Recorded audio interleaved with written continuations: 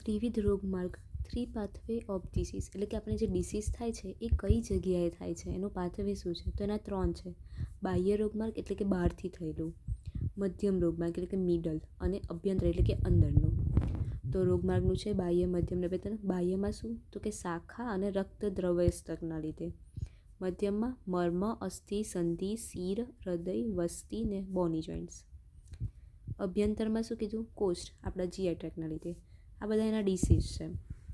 તો એમાં પહેલું છે બાહ્ય રોગમાર્ગ, તો કે જે બ્લડ અને રેસ્ટ ઓફ અધર ટિશ્યુના લીધે સ્કિનની ઉપર થાય છે એ, એટલે એનું મેઇન છે શાખા, હાથ પગ આપણા, કેમ કે સ્કિનની ઉપર દેખાય, એટલે એવા કે જે આપણને બહારથી દેખાઈ જાય એવા. તો એમાં શું? તો કે મોલ, વ્યંગ, હાઇપર પિગમેન્ટેશન, ગોઇટર, જે આપણને ખબર પડી જાય. પછી અર્બુદ, કોઈ ગાંઠ થઈ છે. પછી સોફ, ત્યાં સ્વેલિંગ આવી ગઈ છે. તો આ બધા થયા બાહ્ય. આ જે યાદ રહે એવા ટીક કર્યા છે એ યાદ કરી લેવાના એક્ઝામ્પલ તરીકે. બીજું છે અભ્યંતર રોગમાર્ગ. કોસ્ટ is the central part of the body. અભ્યંતર એટલે કયા? અંદરના. તો કોસ્ટ આપણું સેન્ટર પાર્ટ છે બોડીનું. એના સિનોનિમ આપ્યા છે કે એને મહાસ્ત્રોતસ કીધું છે, શરીર મધ્ય કીધું છે, અને મહાની એટલે આમાશય અને પક્વાશય કીધું છે. All the synonym for cost.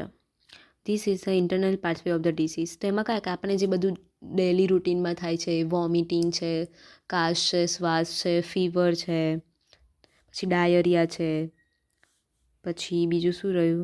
તો કે ઓર્સ છે, ઉદર એબડોમિનલ ડિસીઝ છે. તો એ બધા આપણા અભ્યંતર રોગમાર્ગ કહેવાય કે અંદરના લીધે થાય છે.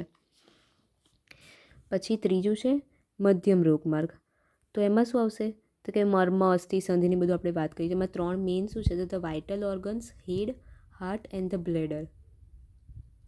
The joints of the bone, એ બી આવશે. Include the bone joint together by the ligaments and tendon, attach there to form the middle pathway of the disease. આ બધા મિડલ પાથવે બનાવે છે ડિસીઝનો.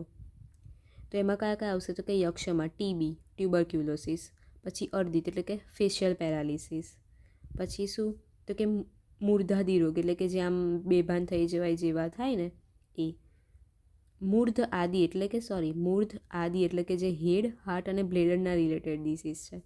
પછી સંધિશૂલ એટલે જોઈન્ટ પેઇન, અસ્થિશૂલ એટલે પેઇન ઇન ધ બોન્સ, અને ત્રિકશુલ રેક્ટમમાં પેઇન થાય. તો આટલા જે યાદ રહેવા થોડા એક્ઝામ્પલ યાદ રાખવાના છે. તો આ ત્રિવિધ રોગમાર્ગ કે 3 પાથવે છે, 5 માર્ક્સમાં પૂછાય તો આ એનું થોડું ડેફિનેશન લખી દઈએ, એના એક્ઝામ્પલો થોડા યાદ રાખવાના. પછી આ વસ્તુ પૂછાતું નથી પણ સમજ માટે યાદ રાખવાનું છે કે વાત, પિત્ત અને કફ ઇન્ક્રીઝ થશે તો એમના ફીચર્સ શું છે. તો એમાં પહેલું વાતના ફીચર્સ શું છે? તો મેઇન તો આપણો વાત વધી જાય તો શું જોવા મળે એવું ખાલી સોચવાનું છે, અને પછી લખવાનું કે પિયર્સિંગ પેઇન જોવા મળે, થાકી ગયેલું એટલે ફેટિક ફેલ થાય, પ્રિકિંગ પેઇન જોવા મળે, નોર્મલ પેઇન જોવા મળે, સ્પ્લિટિંગ એટલે કે એક જગ્યાએથી બીજી જગ્યાએ ફરતું પેઇન જોવા મળે, ઓબ્સ્ટ્રક્શન જોવા મળશે, પછી ટ્રેમર્સ જોવા મળશે, રફનેસ જોવા મળશે. પછી આ એક યાદ રાખવાનું છે કે કસાઈ રસ હતા, આપણા મોંમાં એસ્ટ્રિન્જન્ટ ટેસ્ટ આવશે, અને બ્લેકિશ ને રેડિશ ડિસ્કલરેશન સ્કિનનો જોવા મળશે. આ વાતના લીધે. પિત્તના લીધે શું?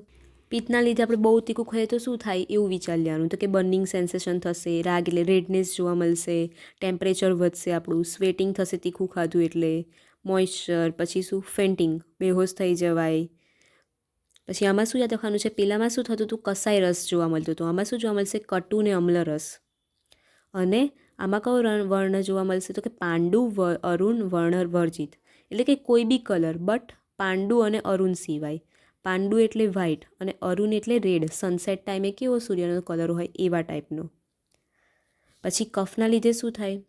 તો એનું આપણે થોડું વિચારી લેવાનું, ઇમેજિંગ કરીને કે હેવીનેસ ફીલ થશે, અનક્યુટેસનેસ જોવા મળશે, પછી ઇનડાઇજેશન, ઇચિંગ, લેઝીનેસ જોવા મળશે, પછી વધારે પડતી ઊંઘ. આમાં શું યાદ રાખવાનું છે કે એનો પેલર વ્હાઇટ જેવો કલર થઈ જશે, પેલર. અને આમાં સ્વાદો અને લવણ રસ આવશે,